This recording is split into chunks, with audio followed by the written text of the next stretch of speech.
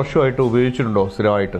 സ്ഥിരമായിട്ട് യൂസ് ചെയ്തത് MDMA മാത്രമാണ്. MDMA മാത്രം അല്ലേ? അതായത് മുൻപ് മറ്റുള്ള സംഭവങ്ങളൊക്കെ എങ്ങനെയാണ് ഉപയോഗിക്കുക? വീട്ടിൽ വരുമ്പോഴാണോ അതോ സ്കൂളിലാണോ? അല്ല, ഞാൻ വൈകുന്നേരം സ്കൂളിൽ നിന്ന് വരാൻ നേരത്ത് അവിടെ ഒരു ഗ്യാങ് ഉണ്ടാവും അല്ലേ? ആ ഗ്യാങ്ങിൽ നിങ്ങൾ പെട്ടു അല്ലേ? എന്താണ് ഇപ്പോൾ നിങ്ങൾ ഉണ്ടായിരുന്ന ഗ്യാങ്ങിന്റെ പേരെന്താണ്? Royal drugs. ഇതെങ്ങനെയാണ് ശരിക്കും സ്കൂളിൽ കുട്ടികൾ ഇതിലൊക്കെ അടിമയാവൽ എങ്ങനെയാ? അതോ ഒരു വന്നിട്ട് കമ്പനി ആവുക ചെയ്യാ ഫസ്റ്റ്. എന്നിട്ട് ഇൻസ്റ്റയിലാണ് ഫുള്ള് മെസ്സേജ് അയക്കുന്നത്. ഇൻസ്റ്റയില് മെസ്സേജ് അയച്ചിട്ട് ഡ്രഗ്സ് വേണോ ചോദിക്കും. അങ്ങനെ കമ്പനി ആവുന്നേ. ഈ ഇൻസ്റ്റയിൽ വന്ന് കമ്പനി ആവാൻ തന്നെ ആരാണ്? കുട്ടികളാണോ? ബോയ്സും ഗേൾസും രണ്ടുപേരുണ്ട്. ബോയ്സും ഗേൾസുമാണ് ഈ ഇൻസ്റ്റയിൽ വന്ന് കമ്പനി ആവുന്നത്. എന്നിട്ട് എന്ത് ചോദിക്കും അവരോട്? നിങ്ങളോട് എന്ത് ചോദിക്കും? ഫസ്റ്റ് ഫ്രണ്ട്ലിയായിട്ട് തന്നെ പെരുമാറും. പിന്നെ ചോദിക്കും ഡ്രഗ്സിനെ പറ്റി അറിയോ, അങ്ങനെ ചോദിച്ചിട്ട് ചോദിക്കാ ചെയ്യാ. ഡ്രഗ്സിനെ പറ്റി അറിയോ ചോദിക്കും. അറിയില്ലാന്ന് പറയുമ്പോ ഓല അതിനെ പറ്റി പറഞ്ഞു തരും. പിന്നെ ഡ്രഗ്സ് വേണോന്ന് ചോദിക്കും. അങ്ങനെ അതിലേക്ക് പോണതോ. ഡ്രഗ്സ് വേണോ ചോദിക്കും. നിന്നോട് വേണോ ചോദിച്ചിട്ട് നീ എന്താ പറഞ്ഞേ? ഞാൻ ഫസ്റ്റ് വേണ്ടാന്ന് പറഞ്ഞു. എത്ര സമയത്തിന് ശേഷം? 2-3 ദിവസം കഴിഞ്ഞത് വേണ്ടാന്ന് പറഞ്ഞ് പിന്നെ മെസ്സേജ് അയച്ചിട്ട് പറഞ്ഞ്. അന്നേരം ഞാൻ വീട്ടില് കുറച്ച് ഇഷ്യൂസ് ഒക്കെ ആയപ്പോ ഞാൻ ഫോണിന് അഡിക്റ്റ് ആയിരുന്നു. അപ്പൊ ഉമ്മച്ചി ഫോണൊക്കെ മേടിച്ച് വെച്ചപ്പോ എനിക്ക് അതിന്റെ ഇഷ്യൂസ് ഒക്കെ ആയപ്പോ ഞാൻ വേറെ ഇൻസ്റ്റയില് മെസ്സേജ് അയച്ചിട്ട് ഓർക്ക് പറഞ്ഞതാണ് വേണോന്ന്. അങ്ങനെ ഫസ്റ്റ് ആ ഒരു വിഷമത്തിലേക്കാണോ? അതായത് വീട്ടിൽ ഉമ്മ ഈ ഫോൺ മാറ്റി വെച്ചതിന്റെ വിഷമത്തിലാണോ നിങ്ങൾ ഈ മയക്കുമരുന്നിന് അടിമയായത്? ആണ്. അത്രത്തോളം വിഷമമുള്ള സംഭവമായിരുന്നു അത്? ഞാൻ അതില് ഒരു കളമുണ്ട്, ഒരു വാട്സപ്പിലെ ഒരു ഗ്രൂപ്പാണ്. അതില് ഫോൺ ഹാക്ക് ചെയ്യാ, ബോംബിടാ, അങ്ങനത്തെ കാര്യങ്ങളൊക്കെ കാണാം അതില്. അപ്പൊ അതില് എനിക്ക് ഭയങ്കര എൻജോയ്മെന്റ് ആയിട്ടുള്ള കാര്യമായിരുന്നു. അപ്പൊ അത് ഫോണില് മേടിച്ച് വെച്ചപ്പോ ഫ്രണ്ട്സ് ആയിട്ടുള്ള കമ്പനി ഫോൺ ഹാക്ക് ചെയ്യാ, ഒന്നുകൂടെ പറയാമോ? ഫോൺ ഹാക്ക് ചെയ്യാ, ബോംബിടാ, അതൊക്കെ. ബോംബിടാന്ന് എനിക്ക് മനസ്സിലായി, ഹാക്ക് ചെയ്യാന്ന് എനിക്ക് മനസ്സിലായില്ല. ബോംബിടാന്ന് പറഞ്ഞാല് കുറച്ച് കെമിക്കൽസ് ഒക്കെ ഫോണില് മറ്റൊരാളുടെ ഫോണിലേക്ക് ഇട്ട് കൊടുക്കാം. അപ്പൊ ഫോണ് ഹാങ് ആവും. എന്തിനു ചെയ്യുന്നു അത്? ഞങ്ങള് ഒരു എക്സസ് ടെൻഡാക്ഷൻ പറഞ്ഞിട്ട് വേറെ ഗ്രൂപ്പ് ഉണ്ട്, പിന്നെ BTS പറഞ്ഞിട്ട് വേറെ ഗ്രൂപ്പ് ഉണ്ട്. അപ്പൊ BTSും ടെൻഡാക്ഷനും എനിമീസ് ആണ്. അപ്പൊ ഓല ഗ്രൂപ്പ് എടുക്കാൻ വേണ്ടിട്ട് അതിലേക്ക് ബോംബിടുന്നു അങ്ങനെ. പക്ഷെ വലിയ പ്രശ്നമൊന്നും ഉണ്ടാവില്ല. ഒരു രസം അല്ലേ? മറ്റുള്ളവരുടെ ഗ്രൂപ്പൊക്കെ തകർക്കുക. മറ്റുള്ള ഫോൺ ഹാക്ക് ചെയ്യുമോ നിങ്ങൾ? ഹാക്ക് ഞാൻ ചെയ്യില്ല, പക്ഷെ വേറെ വലിയ ആൾക്കാരും ചെയ്യും. ആണല്ലേ? അത്തരം ഒരു ഗ്രൂപ്പ് ഉണ്ടല്ലേ? ശരിക്കും അത് ലീഗൽ ആയിട്ടുള്ള സംഭവങ്ങളല്ലല്ലോ അല്ലേ? ഇല്ലീഗൽ അല്ല. ഇതൊരു പുതിയ ലെവലിലേക്ക്, അതായത് ഇതിനെക്കുറിച്ച് പറഞ്ഞു തരാൻ വേണ്ടി പോകുമ്പോഴാണ് ഇത്തരം ഗ്രൂപ്പുകളൊക്കെ ശരിക്കും വീടുകളിൽ ഉള്ള കുട്ടികൾക്കൊക്കെ ആരെങ്കിലും ഉണ്ടെങ്കിൽ ശരിക്കും ശ്രദ്ധിക്കണം കേട്ടോ. കാര്യം ഇത്തരം രീതിയിൽ ക്രിമിനൽ പശ്ചാത്തലം ഉണ്ടാക്കുകയാണോ ശരിക്കും ഇത്? മറ്റൊരുത്തനെ നശിപ്പിക്കുക എന്ന് പറയുന്ന രീതിയിലേക്ക് പഠിപ്പിക്കുക എന്ന് പറയുമ്പോൾ ഒരു ക്രിമിനൽ പശ്ചാത്തലം നമ്മുടെ മനസ്സിനുള്ളിൽ ഉണ്ടാവുക. ഇത് ഇല്ലീഗലാണെന്ന് നിങ്ങൾക്ക് പറയുന്നു അല്ലേ? ലീഗൽ അല്ലേ? ബോംബ് ഇടുക, മറ്റുള്ള ലെവലിലേക്ക് കെമിക്കൽസ് ഇടുക, മറ്റുള്ള സംഭവം ചെയ്യുമ്പോൾ അത് തീർച്ചയായും ശ്രദ്ധിക്കണം കേട്ടോ. ഇതൊക്കെ ഓരോ രീതിയിലേക്ക് ഇത്തരം വീഡിയോകളൊക്കെ ശരിക്കും പങ്കുവെക്കുന്നത് കുട്ടികൾ സേഫ് ആയിട്ടിരിക്കണം. എപ്പോഴും നമ്മൾ പുറത്തു വിടുമ്പോൾ തിരിച്ച് അതേ രീതിയിലാണോ കുട്ടികൾ വരുന്നത് എന്ന് ശരിക്കും ചിന്തിക്കേണ്ട ആവശ്യമുണ്ട്. കാര്യം ഇപ്പോഴത്തെ ഒരു തലമുറയ്ക്ക് ഇത് പറഞ്ഞേ മതിയാവും. പഴയ കാലത്ത് ഫോണൊക്കെ ഉപയോഗിക്കുന്നതിന് വലിയ ലിമിറ്റേഷൻ ഉണ്ടായിരുന്നു പല ആളുകൾക്കും.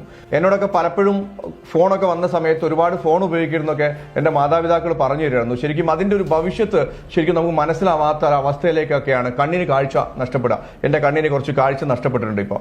അപ്പോൾ ശരിക്കും ഒരു പരിഹാരം കാണുക എന്നുള്ളതിനപ്പുറത്തേക്ക് നമ്മൾ ഇത് വരാതിരിക്കുക എന്നുള്ള രീതിയിലേക്ക് കൂടെ ചിന്തിക്കണം. ഈ ഇത്തരം ഗ്രൂപ്പുകളൊക്കെ ഒന്ന് ശ്രദ്ധിക്കുക. പിന്നെ അത് കഴിഞ്ഞിട്ട് അപ്പോൾ ആ ഒരു ഗ്രൂപ്പ് ഉമ്മ കട്ട് ചെയ്തപ്പോഴാണ് നിങ്ങൾ ഈ സാധനം ഇതിലേക്ക് ഡ്രഗ്സ് വേണം എന്ന് പറഞ്ഞു അല്ലേ? കമ്പനി ഉള്ളത്.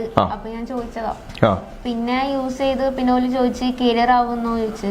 അപ്പൊ ഞാൻ കരിയർ ആവാന്ന് പറഞ്ഞു. അങ്ങനെ അതിൽ പെട്ടോയതാ. കരിയറായി അല്ലേ? വിൽക്കാൻ തുടങ്ങി. എത്ര ലാഭം കിട്ടിയായിരുന്നു?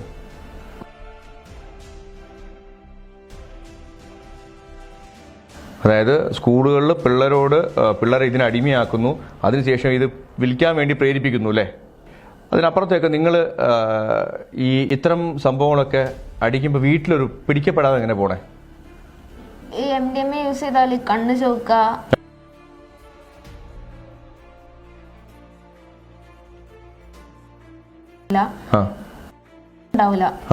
എന്താണ് കുഴപ്പമുണ്ടാവണേ?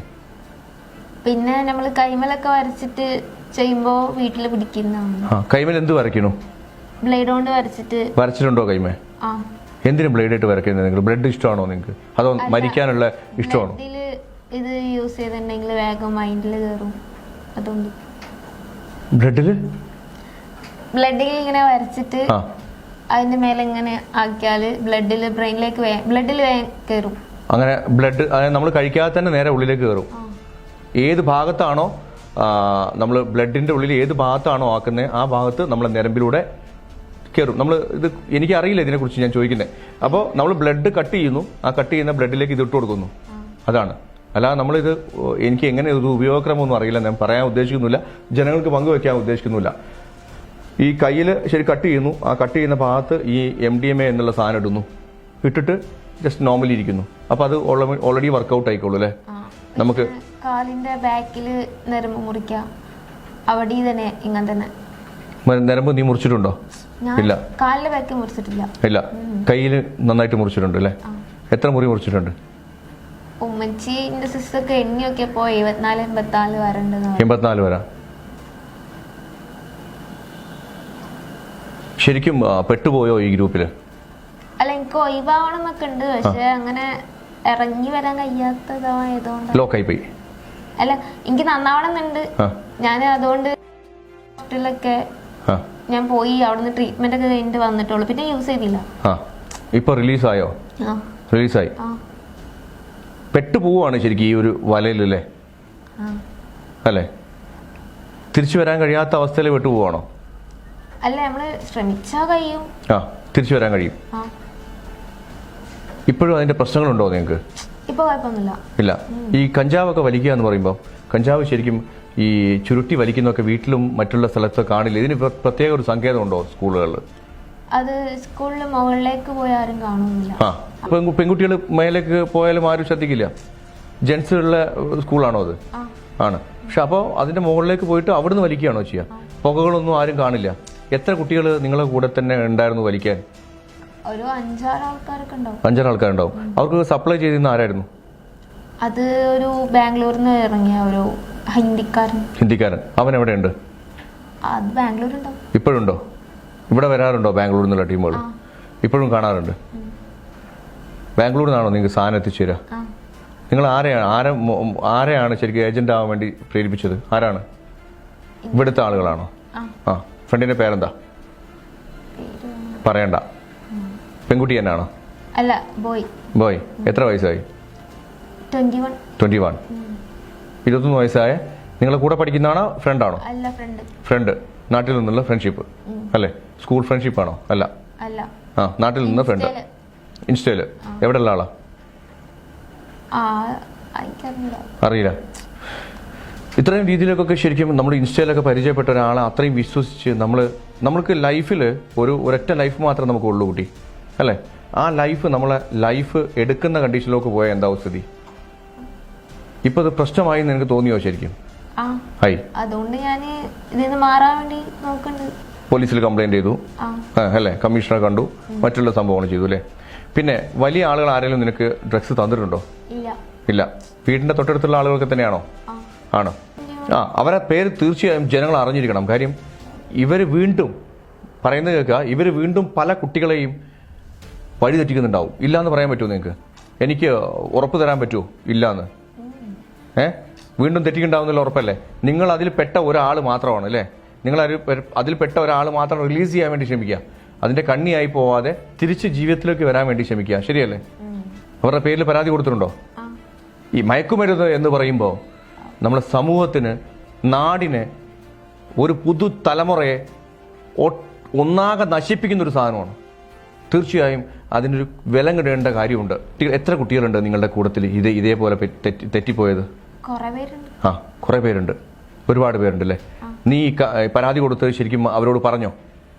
ഇല്ല. നിന്റെ സുഹൃത്തുക്കളായിരുന്നു അവര്? ഞങ്ങൾക്കൊക്കെ സുഹൃത്തുക്കളുണ്ട്. ഞങ്ങൾ ആരും വഴി തെറ്റിക്കാറില്ല. ഞങ്ങളുടെ സുഹൃത്തുക്കളൊന്നും ഞങ്ങളെ വഴി തെറ്റിക്കാറില്ല. നിന്റെ സുഹൃത്തുക്കൾ നിന്നെ വഴി എത്തിച്ചില്ലേ? എന്തിനാണ് ഇത് യൂസ് ചെയ്തത്?